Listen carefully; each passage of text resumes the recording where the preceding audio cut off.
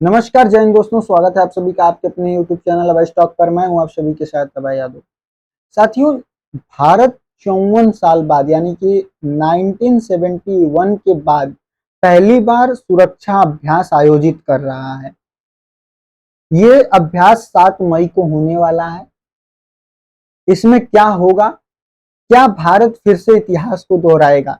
क्योंकि जब 1971 में भारत ने मॉक ड्रिल किया था, उसके बाद दुनिया ने पाकिस्तान को बधाई दी थी, दुनिया को बधाई दी थी, मुबारक हो बांग्लादेश हुआ है। तो क्या इस बार भी फिर से कुछ होने वाला है? क्योंकि जब से हमारे 26 मासूमों की इन्होंने पाकिस्तानियों की वजह से जान गई है, क्योंकि ये टेरर को फंडिंग कर रहे हैं, उसके बाद से भारत की जनता आक्रोश में है और भारत की जनता चाहती है कि इस बार सैन्य कार्रवाई हो और भारत पीओके को भी साथ में ले, बलूचिस्तान को भी अलग कर दे। तो साथियों, ये मॉक ड्रिल जो है कि 7 मई को होने वाली है। क्या होने वाला है, इसका मेन कारण क्या है और जो सरकार के द्वारा बताया गया और इसका अंतर्राष्ट्रीय जो देश है उन पर क्या असर है, वो भी इस वीडियो में हम आपको बताएंगे। साथ ही आपको एक और खबर इसमें हम बताएंगे कि जो यूएनएससी है, इससे मदद मांगने के लिए पाकिस्तान जो है कि एक इमरजेंसी मीटिंग किया था अपने यहाँ, जिसमें ये खुद ही फंस गया है। इसमें क्या रिजल्ट आया, इसका भारत को बेनिफिट हुआ या फिर लॉस हुआ, जो है कि ये सारी चीजें इस वीडियो में हम आपको डिस्कस करने वाले हैं। साथियों, वीडियो स्टार्ट करने से पहले आपसे एक छोटा सा नम्र निवेदन है कि कृपया करके चैनल को सब्सक्राइब कर लीजिए। कितना समय लगेगा, अभी कर लिए, मतलब मैं बोल रहा हूँ आप कर लीजिए। देखिए हो गया ना सब्सक्राइब। साथियों, उम्मीद करता हूँ आप सब लोग सब्सक्राइब कर लिए होंगे, क्योंकि आपके इस एक सब्सक्राइब से हमें बहुत सारा मोटिवेशन मिलता है इस तरीके की वीडियोस बनाने के लिए, जो 100% जो है कि ऑथेंटिकेट सही होती है, जांच के हम तब आप तक पहुंचाते हैं। ये नहीं कि जो भी आया वो आप तक परोस दिया। तो ये व्यूज का चक्कर ज्यादा नहीं, लेकिन आप तक सही न्यूज को पहुंचाने का चक्कर है। तो चलिए स्टार्ट करते हैं वीडियो को।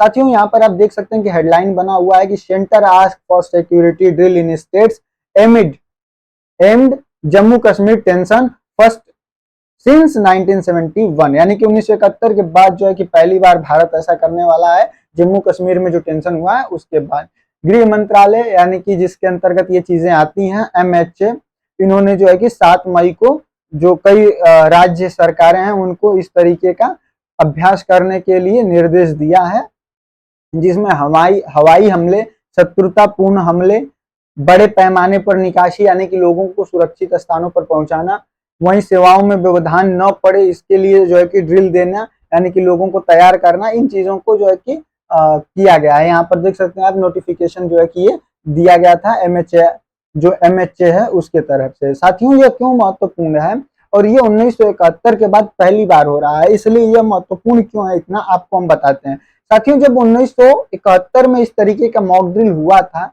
तो भारत और पाकिस्तान के बीच उस समय टेंशन चल रहा था, जिसके बाद आप सभी को पता है परिणाम क्या हुआ कि 1971 में युद्ध हुआ, जिसके बाद पाकिस्तान जो है ये 2 टुकड़ों में बटा और एक बांग्लादेश बना, जो कि पूर्वी पाकिस्तान के नाम से जाना जाता है, और उसके बाद फिर बना ये पाकिस्तान, 2 टुकड़ों में बट गया।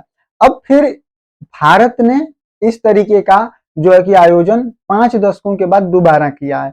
तो इससे ये आशंका जताई जा रही है कि इस समय भारत की जनता भी आक्रोश में है, दुनिया के देश भी भारत के साथ हैं, तो इस जो ड्रिल है इसका कुछ बढ़िया मतलब निकल के आने वाला है। साथियों, आपको बता दें कि यह 244 जिलों में 7 मई को आयोजित किया जाएगा, जिसमें मुख्य बिंदु जो होंगे, जिन 5 चीजों पर जो जोर दिया जाएगा, जिसमें कि पहला होगा हवाई हमला में जो सायरन बजेगा। उसका आपने देखा होगा यूक्रेन और रशिया के वार में, जब भी रशिया हवाई हमला करता था तो वहां पर सायरन बजता था। इजराइल में भी आपने देखा होगा, तो वहां के लोग जो है कि बंकर्स में छुपते थे, तो इस तरीके का कुछ होगा। वहीं दूसरा जो है कि हमले के समय में खुद को नागरिकों को सुरक्षित रहने के लिए उनको ट्रेनिंग देनी पड़ेगी, खुद की सुरक्षा के लिए दी जाएगी। वहीं जब ब्लैकआउट होगा, देखिए ब्लैकआउट क्या होता है कि आप लोग कभी अगर एरोप्लेन में घूमे हो या फिर ऐसे व्यूज देखे हो, सोशल मीडिया पर बहुत सारे पड़े होते हैं, तो आप लोग को पता है कि प्लेन से जो है कि अगर रात के समय में कोई भी उड़ता है तो देखता है जब नीचे तो उसको दिखाई देता है जैसे कि जो कोई सिटी है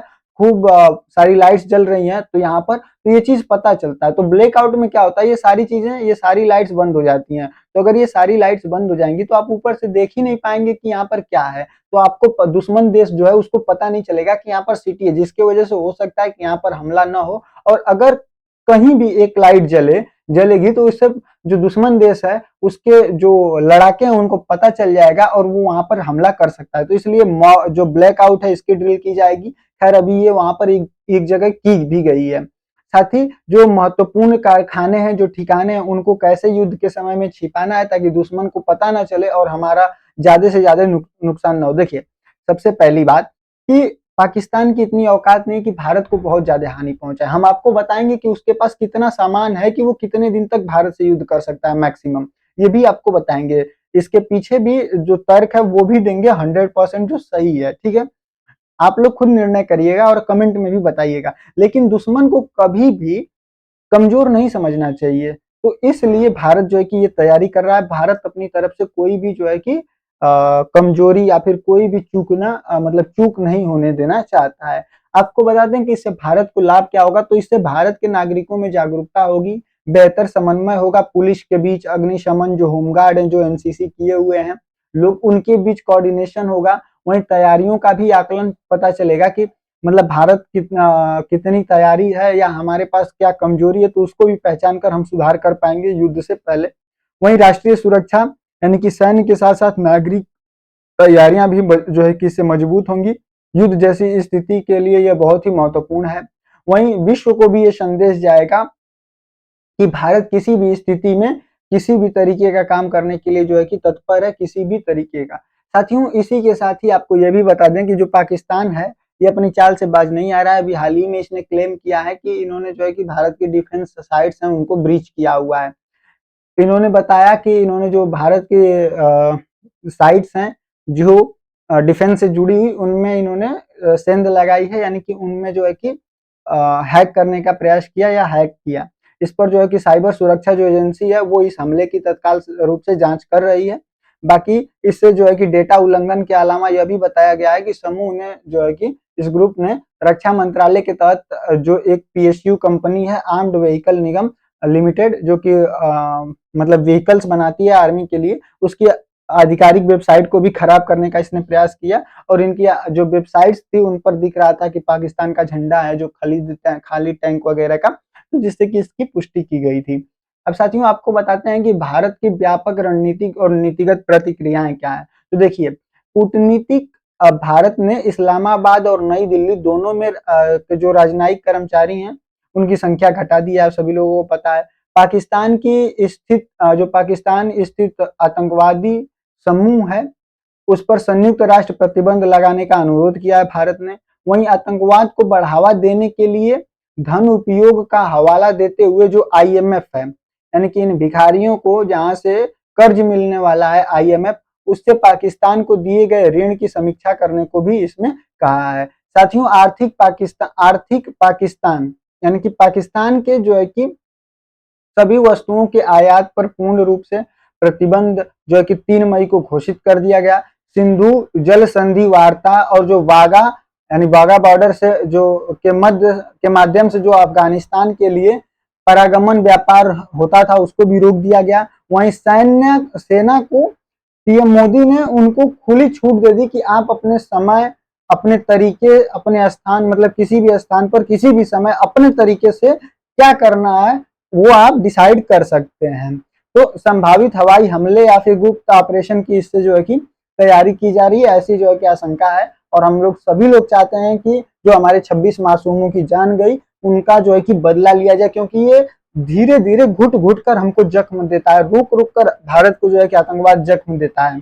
तो इसलिए पाकिस्तान को सबक सिखाना बहुत ही ज्यादा जरूरी है कि जो अगले 5 साल में होने वाला है वो अभी करके निपटा दो। पाकिस्तान से बलूचिस्तान अलग करो, पाकिस्तान को ही खत्म करो, पीओके को जो है कि भारत में मिलाओ, क्योंकि ये बहुत ही जरूरी है। साथियों, आपको बता दें कि पाकिस्तान के पास मात्र और मात्र 96 घंटा यानी कि करीब मैक्सिमम टू मैक्सिमम अगर वो युद्ध करे तो 4 दिनों तक ही वो युद्ध लड़ सकता है। उसके पास सिर्फ इतना ही जो आर्टिलरी और एमुनेशंस हैं, ये बस इतना ही है। अगर उसको कोई बाहरी देश मदद नहीं करता है तो वो मात्र और मात्र 4 दिनों तक ही युद्ध लड़ पाएगा। साथियों, पाकिस्तान में जो गोला बारूद है उसमें कमी का मूल जो कारण है तो वो ये है कि आप सभी लोगों को पता है भिखारी तो बन चुका था। अब इसके पास जो भिखारी क्या करता है, मतलब लोग भिखारी जब बनते हैं या फिर किसी का भी कुछ भी जब खत्म होता है या उसके पास पैसे की कमी होती है और उसके पास कुछ होता है तो वो उस चीज को बेचकर जो पैसे की कमी है उसको पूर्ति करता है अपने जरूरतों के लिए। तो इसने भी क्या किया कि जो यूक्रेन और इजराइल में जब युद्ध हो रहा था तो इस समय ये तोप के गोलों का निर्यात पाकिस्तान जो है कि सैकड़ों हजारों यानी कि 155 के तोप के गोलों को यूक्रेन जो कि पोलैंड यूके के जरिए जो है कि यूक्रेन को निर्यात कराया। इससे इजराइल अप्रत्यक्ष रूप से सार्वजनिक इंकार के बावजूद बिचौलिया के जरिए इन बिक्रियों का उद्देश्य यह था कि विदेशी मुद्रा इसके पास आए, यानी कि विदेशी मुद्रा को अर्जित करना इसका मेन उद्देश्य था। लेकिन इसने अपने खुद के भंडार को ही खत्म कर दिया। अब जो है कि पाकिस्तान आयुध फैक्ट्री जो पीओएफ है से यूक्रेन को गोला बारूद की आपूर्ति बहुत ज्यादा थी, जैसे कि लीक हुए शिपमेंट और जो मैनिफेस्ट है उससे इसकी जो है कि पुष्टि होती है, यानी कि जो चीजें पकड़ी गई थी और जिस चीजों का उजागर किया गया था उसके बाद से। तो इसके पास खुद ही लड़ने के लिए नहीं है क्योंकि ये सारी चीजें पहले ही बेच चुका है। अब बात करते हैं साथियों कि जो यूएनएससी है उसमें क्या हुआ है। देखिए, सबसे पहले हम आपको बता दें ये वहां पर अभी जो फिलहाल है पाकिस्तान वहां का अस्थायी सदस्य बना हुआ है यूएनएससी में। तो 22 अप्रैल को जो पहलगाम में हुआ उस आतंकी हमले के बाद जो है कि बंद कमरे में विचार विमर्श किया गया। इस मुद्दे को अंतर्राष्ट्रीय बनाने की पाकिस्तान की कोशिश उस पर ही उल्टी पड़ गई, जिसमें कई सदस्य देशों ने कड़े सवाल भी उठाए और चिंता भी व्यक्त की। इन्होंने न केवल आतंकी हमले के बारे में बल्कि पाकिस्तान के जो हालिया मिसाइल परीक्षणों के बारे में भी, जिन्हें भारत के साथ बढ़ते तनाव के संदर्भ में अस्थिरता पैदा करने वाला भी माना जा रहा है। यानी कि ये तो गया था कि मतलब मैं अपना रोना गाना गाऊंगा जिसकी वजह से भारत पर दबाव पड़ेगा अपने यूएनएससी के जो अस्थायी सदस्य है उसकी पावर के लिए, मतलब उसके पावर के वजह से। देखिए, इसने पहले भी जो टीआरएफ है, जो टीआरएफ जिसने पहले इस हमले के बाद निकल कर आया था और बोला था कि हमला हमने कराया, इसकी जिम्मेदारी ली थी, उसका नाम इसने जो है कि जो वहां पर अमेरिका द्वारा सबमिट किया गया था उसमें से इसने हटाया और इसके जो मंत्री हैं वो खुद ने उन्होंने जो है कि इसको कबूला था। उसके बाद ये इसका दूसरा प्रयास था। इसमें ये क्यों आयोजित की गई थी, अब इसको अच्छे तरीके से अगर हम आपको बताएं तो पाकिस्तान के अनुरोध पर पाकिस्तान ने यूएनएससी की जो तत्काल परामर्श की मांग की और दावा किया कि पहलगाम हमला भारत ने खुद ने कराया है और ये एक झूठा अभियान था पाकिस्तान के खिलाफ। पाकिस्तान के लक्ष्य थे कि कश्मीर के मुद्दे को अंतर्राष्ट्रीयकरण करना, पहलगाम हमले के बाद भारत की कार्रवाई की ओर वैश्विक ध्यान को आकर्षित करना और सैन्य तैयारियों और यातायात जो आयात प्रतिबंधों हैं उनके बीच भारत को आक्रामक रूप में चित्रित करना, यानी कि दुनिया को दिखाना कि ये सारी चीजें भारत है, भारत कर रहा है, भारत का उद्देश्य ही था और इसने जानबूझकर वहां पर हमला कराया हुआ था। साथियों, संयुक्त राष्ट्र सुरक्षा परिषद में क्या बयानबाजी हुई वो आपको बता दें तो जब पाकिस्तानी राजदूत मुनीर अकरम है, इसने भारत पर आरोप लगाया कि कश्मीर में जो सैन्यकरण है वो भारत ने जो सैन्यकरण किया है जनसंख्याई जो परिवर्तन कर रहा है और कश्मीरियों को सामूहिक दंड देने का काम कर रहा है। संयुक्त राष्ट्र जो सुरक्षा परिषद के प्रस्तावों को जो है कि भारत अनदेखा कर रहा है। लेकिन जो संयुक्त राष्ट्र सुरक्षा परिषद है इसकी प्रतिक्रिया क्या रही, तो इसने पाकिस्तान को ही कड़ी फटकार लगा दी। इसने झूठ के जो इसके सिद्धांत थे उनको खारिज कर दिया कि भारत ने खुद पर हमला किया, इसको खारिज किया। वहीं अधिकांश जो यूएनएससी के जो सदस्य थे उन्होंने पाकिस्तान के इस दावे को खारिज करने के बाद कहा कि भारत खुद पर हमले का योजना नहीं बनाया था और उन्होंने यह बात का स्पष्टीकरण मांग लिया कि जो लश्कर तैयबा एलटी है, इस जैसे जो और भी आतंकवादी समूह है, क्यों वो पाकिस्तानी समर्थन और उसके साथ काम करने के लिए जाने जाते हैं, क्यों, मतलब कि अब यहाँ पर आप सोचिए कि कितना बड़ी बात कही है इन्होंने यहाँ पर कि यूएनएससी खुद ही पूछ रहा है कि ये बताइए कि जो लश्कर तैयबा है या फिर उसके जैसे और भी जो संगठन है वो क्यों पाकिस्तान समर्थन होते हैं, यानी कि पाकिस्तान के समर्थन में काम करने के लिए जाने जाते हैं। इस पर जो है स्पष्टीकरण मांग लिया। साथ ही इन्होंने कुछ सदस्यों ने लश्कर को वैश्विक आतंकी इकाई के रूप में संयुक्त राष्ट्र द्वारा पिछले पदनामों का हवाला दिया और जिससे उन्हें उन्हें रोकने के लिए पाकिस्तान के प्रयासों पर सवाल उठाए। यानी कि इन्होंने कहा कि आपने इसको रोकने के लिए क्या किया है, पाकिस्तान से ही पूछा। वहीं नागरिक लक्ष्यीकरण की निंदा परिषद ने हिंदू तीर्थार्थियों और पर्यटकों को निशाना बनाने की कड़ी निंदा की और हमले की सांप्रदायिक प्रकृति को भी उजागर किया। वहीं बयानों से इस बात पर जोर दिया गया कि धार्मिक रूप से प्रेरित हमला अंतर्राष्ट्रीय मानवाधिकार मानदंडों को और आतंकवाद विरोधी सिद्धांतों का जो है कि उल्लंघन करता है। साथियों, इसमें यह भी पाकिस्तान ने जो फिलहाल में भारत को दिखाने के लिए कि हम बहुत ही पावरफुल हैं, हम युद्ध से नहीं डरते हैं, मिसाइल परीक्षण किया था, जिसमें एक था फतेह एक करके, ये फतेह एक नाम से एक मिसाइल का परीक्षण किया था जो कि 120 किलोमीटर की रेंज वाली थी, जो निर्देशित यानी कि सेल्फ गाइडेड मिसाइल थी, जो बहुप्रेक्षण रॉकेट प्रणाली की थी। और दूसरी थी अब्दाली बैलिस्टिक मिसाइल जिसकी रेंज 450 किलोमीटर है। तो यूएनएससी ने कहा कि ये उकसावे की कार्यवाही के रूप में इसको जो है कि भारत के खिलाफ देखा गया। इससे कहा गया कि भारत के साथ इसका जो है कि इसकी वजह से तनाव बढ़ने का खतरा है। वहीं कुछ सदस्यों ने कहा कि ये कार्रवाई दक्षिण एशिया के विश्वास निर्माण उपायों का उल्लंघन करती है और हथियारों की होड़ को भी यह बढ़ावा देती है। साथियों, पाकिस्तान की कूटनीतिक सलाह भी दी गई, यानी कि गए थे अपना रोना रोने भारत पर दबाव बनाने के लिए, लेकिन यूएनएससी ने इन्हीं को जो है कि सलाह दे दी और कहा कि स्पष्ट रूप से पाकिस्तान को द्विपक्षीय मुद्दों को अंतर्राष्ट्रीयकरण करने के लिए हतोत्साहित किया। यानी कि इन्होंने कहा कि जो आप दोनों के इंडिया और पाकिस्तान का मैटर है, द्विपक्षीय मैटर है, उसके बीच इसको अंतर्राष्ट्रीय मैटर न बनाएं। वहीं पाकिस्तान को जो शिमला समझौता हुआ था 1972 में और जो लाहौर घोषणा हुआ था 1999 में, इसके अनुरूप भारत के साथ विवाद को द्विपक्षीय रूप से हल करने की सलाह दी। क्योंकि आपको पता है ये पिछले दिनों इन्होंने धमकी तो दे दी थी कि हम जो है कि भारत अगर जो इंडस वाटर ट्रीटी है उससे बाहर आएगा तो हम शिमला समझौता तोड़ देंगे, तो उसके लिए ये धमकी दी थी। तो इसको जो है कि जारी रखने और द्विपक्षीय समझौते के लिए उससे हल करने के लिए इसको जो है कि सलाह दिया। वहीं फ्रांस और यूके जैसे जो अस्थायी सदस्य हैं, इनके अधिकांश सदस्यों ने पाकिस्तान को अंतर्राष्ट्रीयकरण के प्रयासों के लिए समर्थन नहीं दिया और यह पिछले पदों को दर्शाता है कि जहां कश्मीर को भारत और पाकिस्तान के बीच द्विपक्षीय मुद्दा माना जाता है। अब आपको बताते हैं कि किसका जो 5 यहाँ पर परमानेंट मेंबर्स हैं उनका क्या था, मतलब उनका किस तरफ झुकाव था या उनका कहना क्या था। तो जो यूनाइटेड स्टेट है यानी कि अमेरिका, ये खुद को तो न्यूट्रल कह रहा है लेकिन ये भारत का सपोर्टिव है। वहीं जो रसिया है ये तो प्रो इंडिया है, आप सभी लोगों को पता है। फ्रांस भी इस समय प्रो इंडिया है।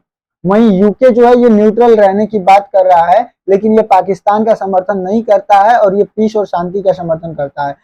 सबसे इंपॉर्टेंट चाइना, लोगों को लग रहा था कि चाइना प्रो पाकिस्तान मतलब कि रहेगा और पाकिस्तान का खुलकर साथ देगा, लेकिन यहाँ पर चाइना के ऊपर इतना अंतर्राष्ट्रीय प्रेशर है कि ये प्रो पाकिस्तान होते हुए भी जो है कि खुलकर पाकिस्तान का जो है कि साथ नहीं दे रहा है और भारत को इसके लिए क्रिटिसाइज भी डायरेक्टली नहीं कर रहा है। साथियों, उम्मीद करता हूँ सारी चीजें आपको अच्छे तरीके से मैं समझाने में समर्थ रहा। आपकी अपनी क्या राय है इस पूरे मुद्दे के बारे में, क्या होगा आगे चल के, कमेंट सेक्शन बता सकते हैं। कमेंट सेक्शन आपके लिए खुला हुआ है। बाकी अगर चैनल पर नया है तो चैनल को सब्सक्राइब किए बिना मत जाइएगा। मिलते हैं अगले वीडियो में किसी इसी तरीके के अन्य टॉपिक के साथ। तब तक के लिए जय हिंद, जय भारत।